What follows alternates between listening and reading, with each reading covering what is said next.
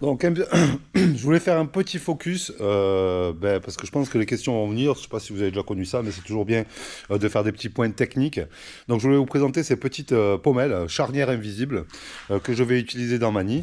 Donc, vous les allez retrouver ici, hein. Vous avez donc, comme je vous l'ai montré, les portes défoncées et donc chacune dans le mâle, la femelle, hein, voilà. Donc, ces petites charnières-là, voilà, donc c'est plutôt cool parce que c'est des charnières en fait invisibles. C'est-à-dire que comme elles sont intégrées à la porte, au final, vous allez vous retrouver donc avec les deux parties qui vont être masquées, chaque partie, voilà, comme c'est le cas là, dans la porte. Et donc la porte, en fait, quand elle est ouverte et quand elle est fermée, donc ça vaut pas grand-chose. Vous pouvez en trouver partout dans le commerce. Vous allez prendre l'épaisseur dont vous avez besoin, suivant le contreplaqué que vous allez travailler. Donc ça demande un petit travail à la défonceuse pour aller intégrer la pommelle à l'intérieur de la porte. Bon, par contre, après, quand vous allez assembler, je vais essayer de maintenir la caméra tout en faisant... Alors, on va faire ça. Voilà, quand vous allez intégrer...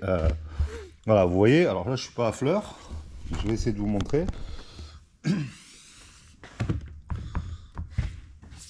Alors, voilà, sans trop tout bousculer. Dans l'idée, je pourrais faire mieux, mais bon. Voilà. Donc dans l'idée, voilà, les charnières disparaissent dans la porte.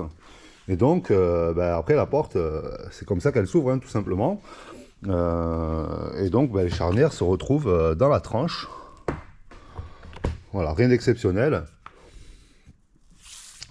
Donc voilà, donc ça c'était, je voulais vous faire un petit point là-dessus parce que voilà, ça peut être une solution esthétique, technique pour votre aménagement. C'est vraiment voilà, top. C'est pas compliqué à poser. Donc un petit focus voilà là-dessus. Je voulais vous montrer aussi quel choix j'ai fait pour la poignée parce que encore une fois, moi Mani je le vois un peu comme une maison, pas comme une car. Et donc mon objectif c'était quand même d'avoir la possibilité d'avoir une vraie poignée et encore une fois de ne pas avoir non plus des charnières de placard. Voilà, parce que dans beaucoup de camions que vous visiterez, industriels ou non, les pommelles sont des pommelles de placard, hein, des charnières, hein, comme je l'ai utilisé pour les meubles de Mani. Moi je voulais pas ça, donc j'ai mes charnières invisibles en inox et là je vous présente la poignée que j'ai choisie. Et pourquoi je parle de ça? Parce qu'en fait, voilà, ça vous allez le trouver chez Raymond. Et donc c'est une serrure alardée. Alors ce qu'on appelle alardée, hein, c'est-à-dire qu'il faut creuser le bois pour la rentrer et puis affleurer après pour qu'elle soit affleurante, hein, tout simplement, comme on pose toutes je vais y arriver, les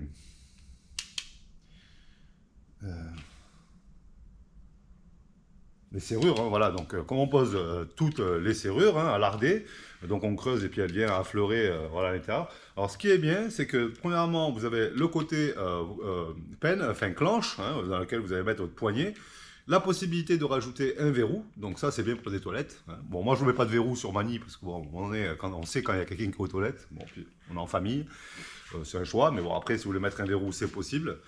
Et puis surtout l'avantage c'est que dès qu'elle va rencontrer comment on appelle ça, je sais plus, Euh, en fait c'est aimanté. C'est-à-dire que hop, voilà, ça vient faire une fermeture automatique. Voilà, donc ça c'est cool. Voilà, surtout quand vous avez un enfant comme nous. Voilà, elle a juste à claquer entre guillemets la porte et puis ça. Alors ça, où je l'ai trouvé, en fait c'est ce que j'avais dans mon Sprinter. Et j'ai trouvé ça pratique. Alors, je ne l'ai pas démonté pour voir la marque, etc. J'ai fait des recherches internet, ça a été un peu long pour les trouver, mais bon, en final. Vous les trouvez chez Remo, chez Camper, comment il s'appelle, le revendeur Remo en France, Camping Car Plus, ou non, je ne vais pas vous dire de bêtises, mais en tout cas, c'est un produit Remo. Ça vaut 4 francs 6 sous. Voilà, alors c'est vrai que c'est du plastique, mais une fois que c'est enfermé là-dedans, ça bouge plus. Au pire, on va acheter deux et puis vous la changez le jour où elle pète, parce que ça vaut une trentaine d'euros, même pas. Voilà, et puis l'avantage, c'est que vous allez pouvoir y adapter n'importe quelle poignée de maison, puisque l'anthrax ici est de 8. Donc vous rentrez une barre standard que vous achetez avec votre poignet, aussi con que ça. Et puis voilà, vous avez voilà, une clenche avec une poignée. Donc moi je suis parti sur du noir parce que vous verrez qu'il y aura des détails noirs aussi dans Mani. Voilà, donc là on va faire là.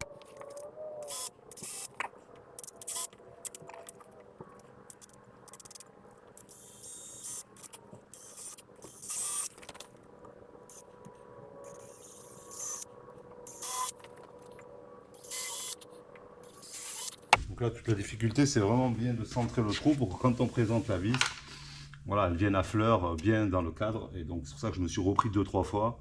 Donc, parce que là, si on fait un mauvais départ, voilà, donc il faut vraiment se trouver centré, ce qui n'est pas forcément évident. Après, on peut se rattraper, mais... Donc là, on va y mettre au moins du 30. Voilà, histoire qu'il y ait une bonne prise, comme j'ai fait ici, 30 en longueur. Je vais faire un petit focus aussi sur les vis que j'utilise. Donc moi, j'utilise du Pax. Bon, ne serait-ce que pour la tête, hein, voilà, parce que ça reste quand même beaucoup mieux que du pas de vis standard. Le torque, aujourd'hui, voilà, on peut forcer et puis ça s'abîme pas. Donc tout dans ma nid sera donc en vis en inox, parce que voilà, pour pas craindre l'humidité ou autre, hein, tout simplement. Donc vraiment, le choix des vis est aussi très important dans la conception de meubles ou d'assemblage dans un camion aménagé. On va se retrouver avec un taux d'humidité important, des vibrations, etc.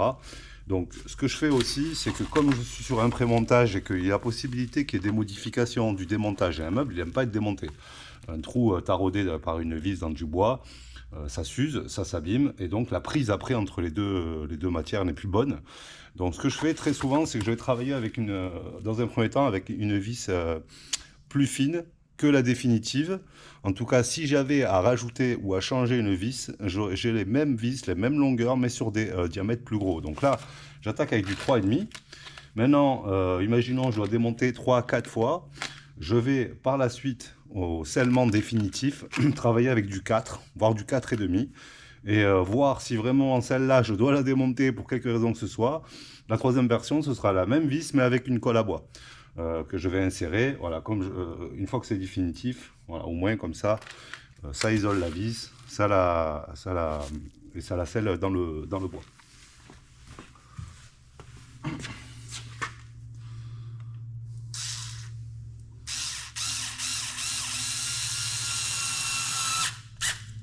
Alors pareil, hein, sur les premières vis que j'installe, j'utilise toujours ce tournevis plutôt que ma visseuse à choc, qui elle est une visseuse à percussion qui va creuser et même rentrer très profondément dans le bois.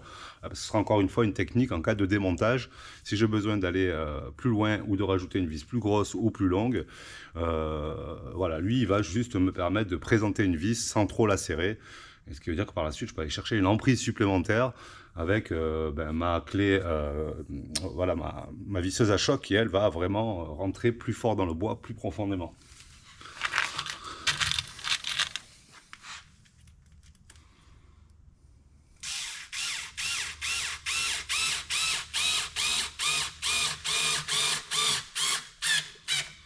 Alors oui, je n'en ai qu'une par pommelle pour l'instant. Ça, j'ai encore droit à l'erreur. Et la seconde me permettra en fait de récupérer un mauvais aplomb si vraiment j'ai un problème.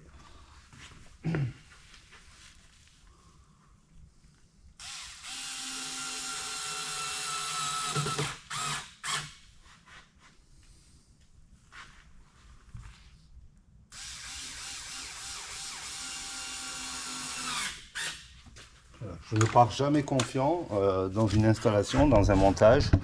Donc vous voyez là, j'ai donc installé qu'une seule vis. Me permet de rattraper une éventuelle erreur. Bon, ce qui est cool, c'est qu'on voit que dès la première installation, elles sont à fleur. Et ça veut dire qu'il n'y a pas eu d'erreur sur les trous effectués. Et ça, c'est vraiment déjà important. Alors de question d'avoir une vis de travers ou autre. Pour la reprise après derrière, ce serait un peu plus compliqué.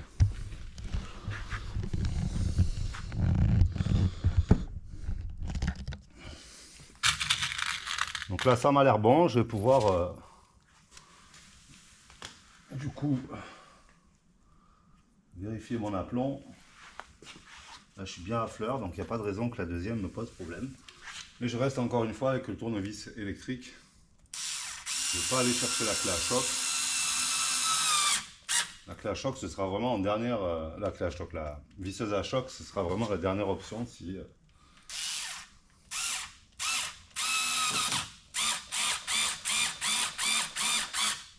Voilà, se mettre en place tout seul.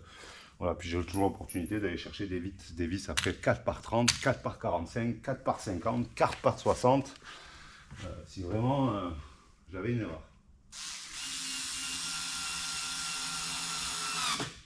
Donc vraiment le conseil que je pourrais vous donner, n'hésitez pas, si vous savez que vous avez besoin du 30, vous commencez avec du 20, du 25, et vous finirez sur du 30 si vraiment vous êtes sûr de votre présentation.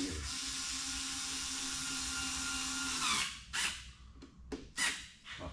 Donc là pareil, ça a demandé beaucoup de préparation avant d'arriver à quelque chose pour être sûr de présenter les pommelles. Ça c'est le côté le plus long dans le montage de meubles. Voilà, vous voyez, des serre-joints partout, il y a un martyr en dessous, il y a tout ce qui me permet, entre guillemets, de m'assurer que le geste soit sûr. Et encore, vous voyez, là en face, on voit qu'il y a un ventre, pourtant les sections sont les mêmes. Là, le travail à la défonceuse est le même, avec exactement le même diamètre. Voilà, mais le bois, ben, il peut y avoir des variations. Donc là, ce qu'on va faire, c'est qu'on va le laisser un peu presser. Pour le laisser un peu essayer de reprendre la forme, j'ai calé à 2 endroits, là où j'ai le ventre. Voilà, donc on a certaines ondulations. Bon, bah là, à un moment donné, voilà, c'est comme ça. Rien n'est jamais parfait. Je vous garantis que demain, vous démontez un meuble ou même quelque chose dans votre camion, vous verrez qu'il y a beaucoup de rattrapage.